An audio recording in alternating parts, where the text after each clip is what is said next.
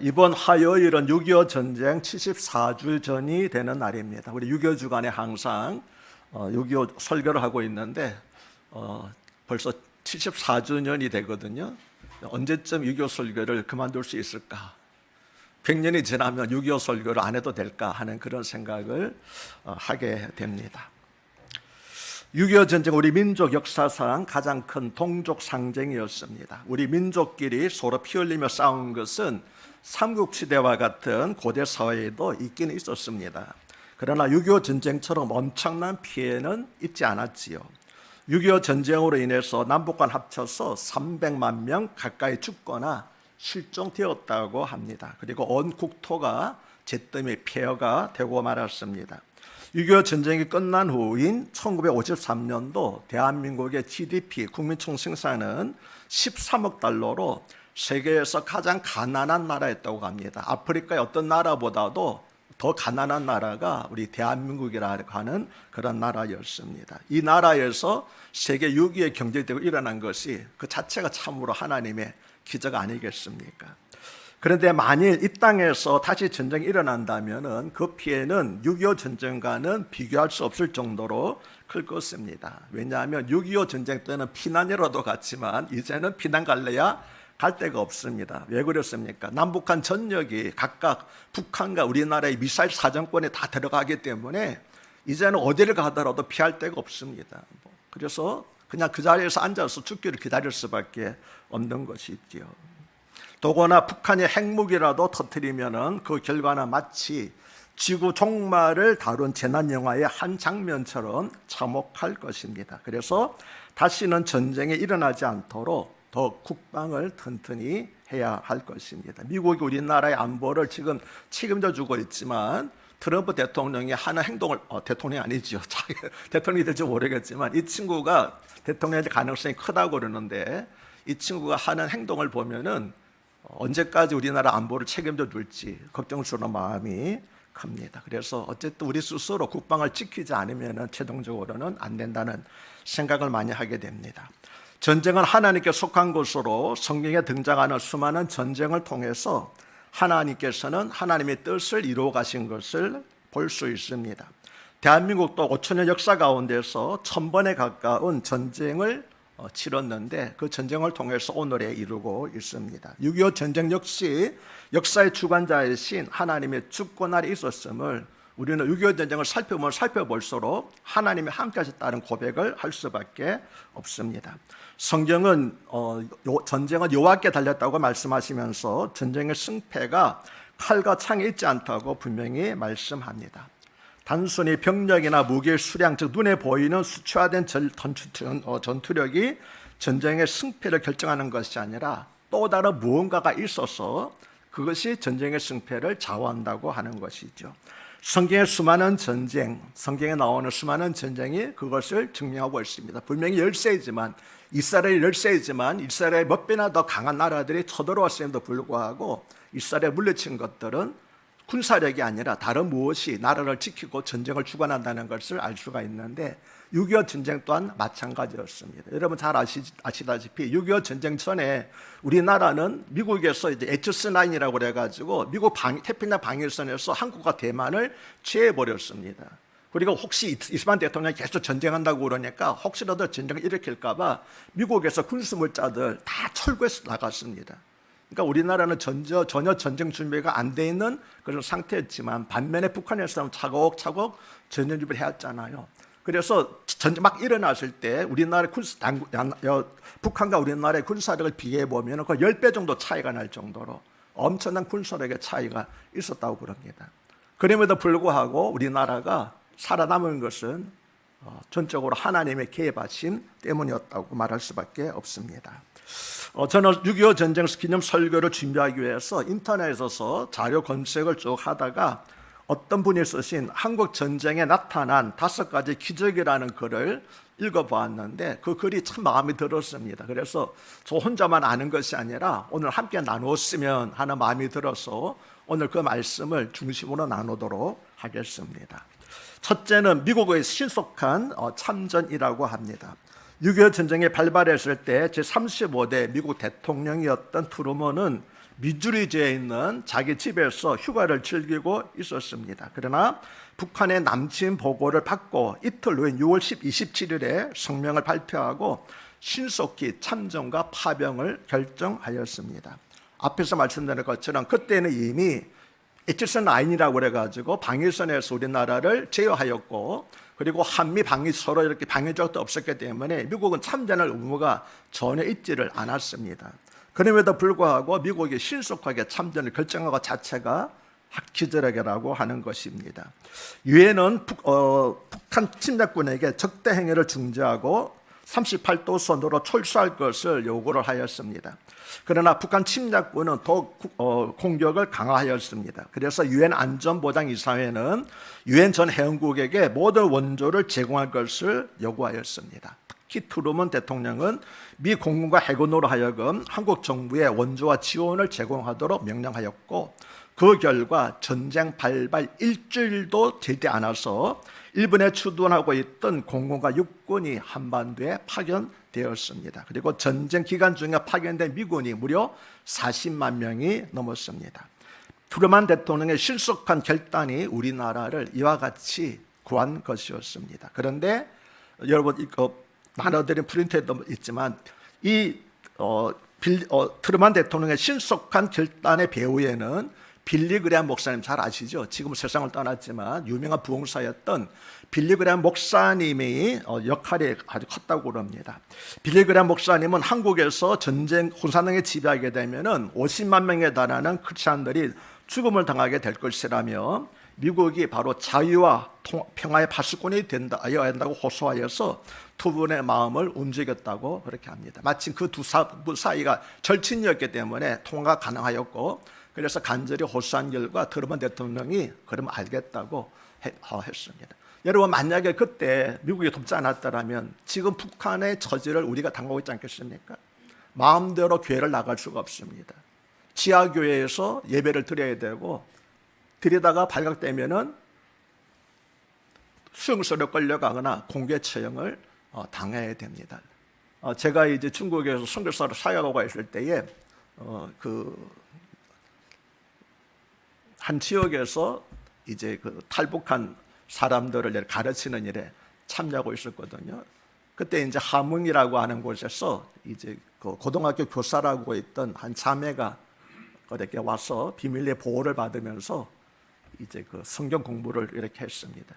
그러면서 그분이 이 복음을 듣고 난 다음에 너무너무 감동을 받아가지고 돌아가서 이 좋은 복음을 자기 가족들에게도 전해야겠다고 그랬는데, 저희가 볼 때는 너무 아름다운 자매고 총명해서 좀 더 가르쳐서 다른 데로 썼으면 해서 우리가 다 말렸습니다. 가지 말라고, 또 다른 할 수 있을 거라고 그러는데 굳이 들어가겠다고 들어갔습니다. 본인이 그렇게 강력하게 원하니까 어떻게 했겠습니까?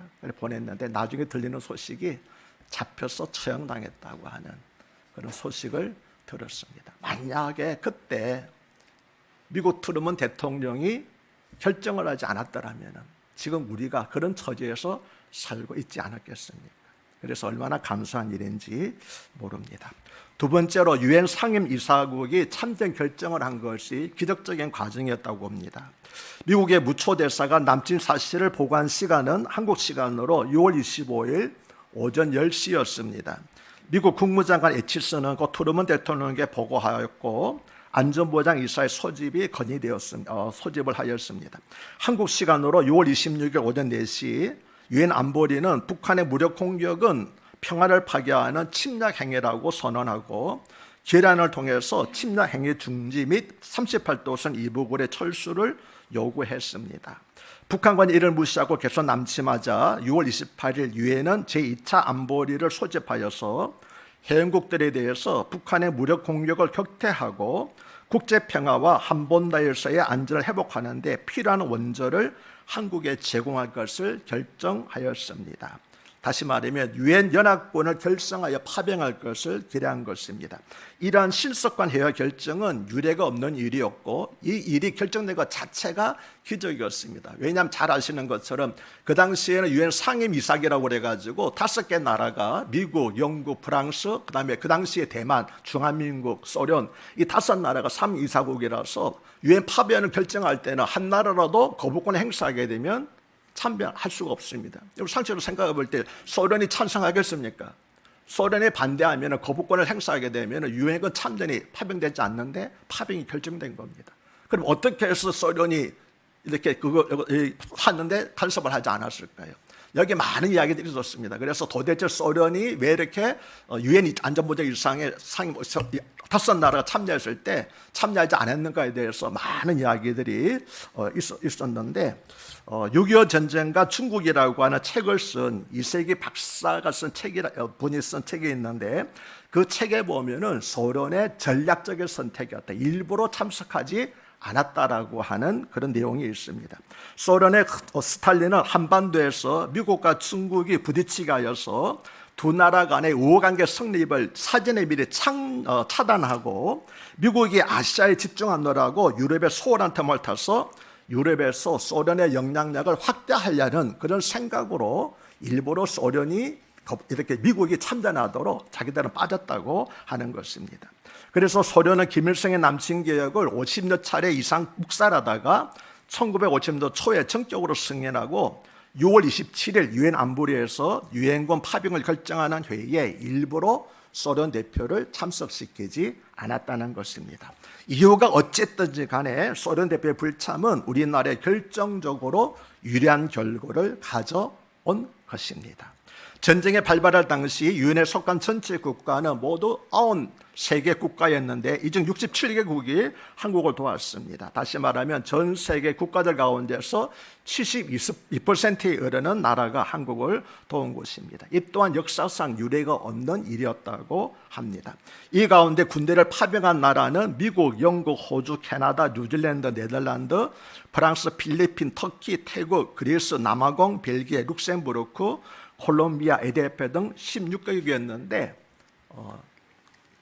아프리카에서는 에티오피아가 유일하게 그리고 남미에서는 콜롬비아가 유일하게 군사를 보냈습니다. 이것은 소련 대표가 불참한 가운데 이루어진 유엔 안보리의 참전 결정에 가져온 기적과도 같은 결과였던 것입니다. 그리고 이런 결정을 하는 동안에 서울을 점령한 북한군은 3일 동안 그냥 서울을 떠나지 않고 계속 서울에 머물러 있었다고 합니다. 이것도 6.25 전쟁의 수수께끼 가운데 하나를 이루어지고 있습니다. 북한군이 전쟁을 시작해서 3일 만에 서울을 점령했거든요. 근데 서울을 점령하고 난 다음에 3일 동안 별 이유 없이 3일 동안 머물러 있었어요. 물론 1세례 하게 되면은 이 서울을 점령한 김일성이가 서울을 점령하기만 하게 되면은 남한 전역에서 스스로 이렇게 북한군을 지지하는 선동이 일어나서 저절로 무너지게 될 것이니까 일부러 내려갈 필요가 없다라고 하는 그림에 솔깃해가지고 그래서 김일성이가 3일 동안 머물렀다는 말도 있지만 정확한 것은 아무도 알지 못합니다. 결국 우리는 어떻게 했든 간에 하나님께서 그 3일 동안 막으신 걸로 그렇게 믿습니다. 만약에 그 3일 동안 지체하지 않았다고 하게 되면 그들은 3일 동안 낙동강 전선까지 갔을 것이고 낙동강 전선에서 미리 미처 교두보를 마련하기 전에 그들은 낙동강을 각설고 낙동강을 넘어서 부산까지 점령해서 온 대한민국 전체가 한반도 전체가 공산화될 수 있는 그런 가능성이 농후했다고 많은 사람들은 이야기를 하고 있습니다. 그래서 별 이유 없이 지금도 이유를 알지 못하거든요. 왜 김일성이가 3일 동안 서울에 머물라고 지시를 했는지 그래서 아무도 모르는 그런 수수께끼 같은 일이 또한 있었던 것입니다. 그래서 저는 보이지 않는 손에 의해서 이것이 이루어졌는데 결국 보이지 않는 손이 누굴까요? 하나님께서 하신 일이라고 믿는 것입니다. 세 번째로는 여러분 잘 아시는 인천 상륙 작전의 성공입니다. 1950년 6월 25일 새벽 남침한 북한군은 6월 26일에 임진강 일대와 의정부 춘천을 돌파하였고 개전 3일 만에 28일에는 서울을 점령했습니다. 30일에는 한강도하를 시작하여서 7월 6일에 오산 인근을 점령하였고 7월 24일에는 대전, 7월 말에는 목포와 진주, 8월 초에는 김천과 포항을 점령했습니다. 다 지명 아시는 지명이죠. 순식간에 파죽 기사로 내려왔습니다. 8월 말 북한군 주력부대는 낙동강까지 진출했습니다. 즉 북한군은 전쟁 개시 한 달 남짓한 기간에 낙동강 남서부 일부 지역을 제외한 남한 지역의 90% 이상, 인구로는 92% 이상을 수중에 놓고 있었던 것입니다. 그리하여 북한군은 낙동강 전선에 모든 전력을 집중하고 있었습니다. 왜냐하면 낙동강 전선만 돌파하게 되면은 한반도를 다 수중에 놓을 수 있다고 생각했기 때문입니다. 이런 절박한 상황에서 맥아더 장군이 인천 상륙 작전을 기획하였습니다. 그러나 미군 수뇌부는 인천 은호로의 상륙 시도는 성공률이 5,000분의 1이라고 말하면서 강력하게 반대를 했다고 합니다. 확률이 몇 분의 1이라고요? 5,000분의 1에 불과하기 때문에 이거는 미친 짓이다, 해서는 안 된다라고 반대를 했다고 합니다. 잘 아시는 것처럼 인천에는 조수 간만의 차이가 높잖아요. 10미터에 이르는 조수 간만의 차도 상륙을 어렵게 하지만 수로가 좁기 때문에 대규모 선단의 진입 자체가 불가능하였기 때문입니다. 상륙을 위한 수륙 양로 전체가 정상적으로 가동하려면 수심이 50m 이상이 되어야 되겠는데 썰물 때는 그래서 이런 작전이 불가능하였던 것입니다. 따라서 상륙 작전은 서너 시간 동안만 가능한, 그때만 움직여야 되는 위험한 작전이었습니다. 더구나 북한군의 좁은 수로에 기뢰를 매설했을 경우에 엄청난 피해를 입게 되기 때문에 인천 상륙 작전은 한마디로 미친 짓이라고 미군 수뇌부에서 아주 강렬하게 반대를 했습니다. 그러나 맥아더 장군은 작전의 성공을 확신하고 트루먼 대통령을 설득하여 승인을 받았습니다. 일설에 의하면 맥아더 장군이 아침에 성경을 읽다가 여호수아가 가나안 땅의 여리고성을 점령함으로써 가나안 땅을 남북으로 잘랐잖아요. 그래서 서로가 연합하지 못하도록 갈라놓아 가지고 전쟁을 이끈 것을 영감을 받아서 인천 상륙 작전을 감행했다라고 하는 그런 이야기도 전해지고 있습니다. 아무튼 성공률이 5,000분의 1에 불과했지만 인천 상륙 작전은 크게 성공했습니다. 맥아더 장군의 용기와 믿음과 지혜로 이룬 기적이었습니다. 9월 16일에는 인천을 탈환하였고 인천 지역에 주둔했던 북한군 2,000여 명은 거의 멸절되었습니다. 낙동강 방어선 돌파를 위해서 총력을 다하던 북한군은 제대로 정 한번 못하고 무너졌고 보급로가 끊기면서 남한 지역의 북한군은 도간해치가 되고 말았습니다. 그리고 태각하는 북한군은 오합지졸에 불과했지요. 그러면서 그들은 양면을 학살하는 만행을 저질렀는데 우리가 잘 알고 있는 손영원 목사님도 이때 순교를 하셨습니다. 인천 상륙작전으로 낙동강 전선에서의 전면 공격을 통한 총 반격에 비해서 전투 기간은 3분의 1이 단축되었고 아군 14만 명의 희생을 줄일 수 있다고 합니다. 만약에 인천 상륙 작전이 시행되지 않았다고 하면 기간도 3배로 더 늘어날 것이고 많은 사상자가 있었을 것이라고 하는 것이지요. 또 이 작전의 성공으로 국군과 유엔군은 낙동강 전선에서 반격 작전을 개시하여서 9월 27일에는 낙동강 전선을 돌파하였고 9월 28일에는 드디어 서울을 탈환할 수가 있었습니다. 그리고 9월 28일에 서울 수복을 기념하는 한도식을 거행할 수 있었습니다. 참으로 5,000분의 1에 불과한 확률을 뚫고 성취한 기적이었습니다. 그래서 군사 전문가들은 말하기를 인천 상륙작전은 세기의 토박이었다라고 그렇게 말한다고 합니다. 네 번째 기적은 흥남 철수 작전입니다. 인천 상륙작전으로 전세를 역전시킨 국군과 유엔군은 계속 치밀어 올라가 가지고 이제 거의 북한의 해상진 지금 막 이렇게 압록강 건너편에 마주보고 있는 해산진까지 백두산 밑에 있는 해산진까지 치고 올라갔는데 갑작스럽게 중공군이 이렇게 개방으로 말미암아 전세가 역전되었죠. 그래서 후퇴하게 되었습니다. 한경도 개마고원 주원 장전에서 고립된 유엔군은 처참한 희생을 치르면서 후퇴했습니다. 이 일을 계기로 전세가 역전되자 이제 비군 철수를 결정하게 되었는데 한경도 다른 지역들이 다 이미 북한군에 점령되어 있었기 때문에 이렇게 그 흥남 부두 항구를 통해서 배를 통해서만 미군들이 철수할 수밖에 그렇게 없었습니다. 그런데 미군이 철수한다는 소식을 듣고 그 당시 주변에 있던 많은 북한 주민들이 피난민으로 몰려들기를 시작했습니다. 원래 이 배는 철수하는 군인들을 실어 나르기 위해서 동원한 배였거든요. 민간인 배였거든요. 그런데 피난민들이 이 소식을 듣고 우리 죽는다고 생각 안 하고 몰려들게 되었던 것입니다. 여러분 잘 아시잖아요. 눈보라가 휘날리는 차디찬 흥남부두, 이 노래입니다. 그 당시에 이 사건을 말한 것인데, 이 흥남부두에 살고자 해서 수많은 사람들이 1만 4천 명이라 되는 그런 수많은 사람들이 물려들었습니다. 흥남에서 마지막으로 북한 피난민을 싣고 나온 배는 미국 국적의 길이 196m, 폭 20m에 불과한 7,600톤급 민간 화물선 메르디스 빅토리아였다고 합니다. 아까 말씀드린 것처럼 이 배는 철수하는 미군들을 실어 나르는 것이었지 피난민들을 실어 나를 계획은 전혀 없었습니다. 그래서 미군 대령이 배 선장에게 남은 인원 혹시 태울 수 있는 군인들 말고 민간인을 태울 수 있는 여력이 몇 명이냐 물어보니까 12명도 탈 수 있다고 합니다. 12명 탈 수 있는 그 공간에 몇 명이 탔다고요? 14,000명이 되는 피난민이 3일 동안 길을 쓰고 올라탄 것입니다. 아기와 어린이가 4,000명이었고 부상자는 17명이었습니다. 12월 22일 밤 9시 30분부터 승선하기 시작하여서 23일 낮 12시 10분에 승선이 완료되어서 승선 시간만 12시 시간 30분이었다고 그럽니다. 자리가 좁아서 사람들이 폭이 안 될 정도로 그렇게 꽉 찼다고 하는 것이죠. 나중에 이 배의 선장은 말하기를 단테의 신곡에 나오는 연옥과 같은 장면이었다라고 수리할 정도로 그런 참혹한 광경이었습니다. 뿐만 아닙니다. 25일 오후 흥남보도를 출발한 이 배는 중공군 보병부대가 6km까지 앞으로 진출했을 때 코앞에 두고 가까스로 탈출을 했는데 적군이 설치한 4,000개의 기뢰를 피해서 영하 20도에서 40도를 넘나드는 혹한과 폭설을 견디면서 24일 낮에 부산에 도착을 했습니다. 그러나 부산은 이미 피난민들로 꽉 차 있기 때문에 부산에서 받아주지 않아가지고 할 수 없이 고제도로 향해서 고제도에서 배를 내렸습니다.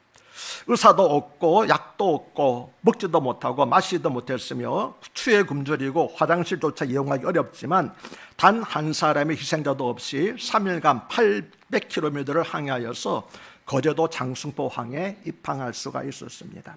항해 중 5아이가 태어났다고 합니다. 그래서 피난민들이 완전히 하산한 후에 선장은 자신의 일기에 이렇게 썼습니다. 항해 중 5명 탄생, 사망자 없음, 14,005명 무사히 상주. 메르디스 빅토리아 해상 탈출은 제2차 세계대전 이후에 최대 규모의 해상 탈출이자 치고한 인도주의 정신에 가져온 기적이었다고 많은 전제학자들은 기술하고 있습니다. 한 가지 더 지적할 사항은 이 배에는 상당수의 기독교 신자들이 탑승하였고 교회 단위로 함께 피난길에 올랐다고 합니다. 그리고 이들로 말미암아서 남한에 침체되어 있던 한국 교회가 크게 부흥되는 역사가 일어나게 되었습니다. 한국은 북한을 탈출한 많은 기독교와 더불어서 폭발적인 부흥의 역사를 이루었습니다. 아울러 기독교는 전쟁 이후에 사회통합과 국가 발전에서도 갈목할 만한 기여와 역할을 감당하게 되었습니다. 마지막 5번째 기적은 한미 방위 조약의 체결이라고 합니다. 1953년 10월 1일에 한국과 미국 간에 체결된 한미 상위 방위 조약은 오늘까지 한미 동맹의 든든한 조약이 되었고 우리의 자유를 지키는 안전망이 되었기 때문입니다. 이 조약의 체결은 이승만 대통령의 끈기와 뚝심 그리고 외교력으로 일어난 결실이었습니다. 여러분 생각해 보십시오. 서로 두 나라가 서로 돕는 조약을 받을 때는 서로 있는 것 얻는 것이 있을 때 또는 비등할 때 서로 돕는 조약을 맺지 않겠습니까? 예를 들어 이번에 북한하고 러시아하고 조약을 맺었잖아요. 왜 맺습니까? 북한은 러시아에 있는 핵무기 그걸 위성 발달 그 기술을 얻기 위해서 하였고 러시아는 뭡니까? 북한으로부터 포탄을 얻기 위해서 서로 얻는 것이 얻기 위해서 하는 건데 당시 한미 서로 방위 조약은 뭡니까? 일방적이잖아요. 한국에서 미국에 해줄 게 뭐 있겠습니까? 아무것도 없습니다. 일방적으로 미국에게 도움을 청할 수밖에 없는데 그 조약이 이루어진 것이었습니다. 미국에서 가능한 하지 않으려고 그랬는데 끈질기게 이승만 대통령의 외교로 말미암아 이루어졌다고 합니다. 그래서 어떤 사람은 한미동을 가리켜서 고래와 새우의 동맹이다. 말도 안 되죠. 고려와 서해 동맹이 이루어졌다라고 그렇게 이야기를 하는 사람들이 있습니다. 1951년 3월 이후에 전쟁의 교착 상태에 빠지자 국내로부터 휴전에 대한 요구가 대두되었습니다. 특히 1952년 8월 22일 김일성은 중공의 주얼리를 통해서 스탈린에게 휴전을 제의했지만 스탈린은 처음에는 받아지 않았다고 합니다. 왜요? 계속해서 미국을 묶어둬야지만 자기가 유리하니까. 그러나 스탈린은 1953년 3월 5일에 사망을 하고 내가 대통령이 되면 전쟁을 끝내겠습니다라고 했던 미국의 아이젠하워가 대통령이 됨으로써 이제 전쟁 종전이 급속하게 이루어졌습니다. 그럼에도 불구하고 이스만 대통령과 끝까지 반대했는데, 왜냐하면 한미 방위 조약이 없는 전쟁 종결은 아무 의미가 없다는 거죠. 북한이 또다시 쳐들어올 거니까. 그래서 끝까지 반대를 하였고 결국은 이스만 대통령의 요구가 관철되어서 한미 방위 조약, 다시 말하면 고려와 세우의 조약이 이루어지게 된 것이었습니다. 그래서 한미 방위 조약이 10월 1일 53년 10월 1일에 체결되었는데, 이로써 북한의 남침과 군사적 위협에 대응하기 위한 주한미군의 주둔이 공식화되었습니다. 무엇보다도 이 조약은 우리나라 경제 발전을 이룩할 수 있는 토양을 제공해 주었습니다. 6.25 전쟁이라는 민족적 비극 역사에서도 이와 같이 기적 같은 일들이 적지 않았습니다. 이러한 기적과 같은 일들은 우리 애국가의 가사처럼 하나님이 보하심이었고 하나님의 역사적 간섭이었다고 밖에 말할 수가 없습니다. 정치학자 이정식 박사는 21세기에 다시 보는 해방후사라는 책에서 6.25 전쟁은 비록 우리 민족의 비극이었지만 대한민국의 발전을 이루는 전화위복의 계기가 되었다고 주장을 하였습니다. 특히 전쟁 중 체결된 한미 방위조약을 바탕으로 한미 관계가 긴밀해져서 대한민국의 세계에서 유례가 없는 산업화와 민주화를 동시에 이루어내는 밑거름이 되었다라고 평가를 하였습니다. 한국 전쟁의 원인으로 김일성의 정권력, 북한 공산정권의 한반도에 대한 척과 통일 야욕, 대한민국 내부의 요인, 전쟁 당시 남북한의 전투력 격차, 국내의 정세, 주변 상황도 수많은 요인이 있을 것입니다. 그러나 앞에서 말씀드린 것처럼 북한이 일으킨 6.25 전쟁은 거꾸로 오늘날 대한민국의 번영과 발전을 이루는 토대가 되었다고 하는 겁니다. 참으로 하나님께서 악을 손으로 바꾸셨는 줄로 믿습니다. 워싱턴 DC에 있는 한국전쟁 참전비 추모탑 벽면에는 자유는 그냥 얻어지는 것이 아니라는 글이 써 있다고 합니다. 오늘날 우리가 누리는 풍요와 자유는 결코 공짜로 주어진 것이 아닙니다. 이런 모를 누군가의 수많은 희생 아래서 그리고 하나님의 도우심으로 말미암아 이루어진 것입니다. 우리는 미군을 포함한 모든 참전 유엔국, 유엔 지원국, 당시에 희생된 수많은 국민에게 너무나 큰 사랑의 빚을 졌습니다. 무엇보다도 하나님께 큰 은혜를 입었습니다. 이제는 역사를 되돌아보면서 우리가 받은 은혜와 사랑의 빚을 갚을 때입니다. 한국 전쟁 당시 희생하신 순국 선열의 공로를 잊지 아니하고 어느 나라보다도 대한민국을 사랑을 지켜주신 하나님께 감사를 드립니다. 특별히 빌리그람 목사님의 수고를 잊지 말아야 할 것입니다.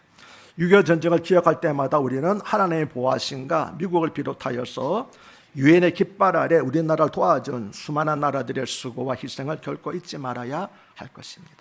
이스라엘 백성들은 매년 드리는 유월절 의식을 통해서 이집트의 노예 생활에서 자신들을 해방시켜 주신 하나님을 지금까지도 기억하고 있습니다. 지금까지도 하나님께서 구원해 주신 이 일을 기억하고 있습니다. 우리 대한민국의 그리스도인들도 매년 6.25 전쟁을 기억하고 기념함으로써 전쟁의 잿더미에서 우리 민족을 이렇게 세워주시고 자유와 번영을 허락해 주신 하나님의 은혜를 잊지 않고 늘 기억해야 될 것입니다. 나아가서 그 은혜에 대한 응답으로 폭력과 전쟁이 여전히 난무하고 있는 역사 무대에서 하나님의 평화와 선교의 도구로 우리나라가 쓰임받을 수 있도록 기도하고 노력해야 할 것입니다. 역사의 교훈과 하나님의 은혜를 망각하지 않는 그리스도인들이 살아있는 한 6.25 전쟁과 같이 공산주의에서 이 땅의 평화가 짓밟히는 일은 다시 일어나지 않을 줄로 믿습니다. 하나님 아버지, 오늘 6.25와 하나님 은혜라는 제목으로 말씀을 전하였습니다. 하나님이 아니시면 누가 이 일을 할 수 있었겠습니까? 물론 미국과 여러 나라의 도움들이 있지만 하나님 개입하지 않으셨다면 어떻게 이런 일이 일어날 수 있겠습니까?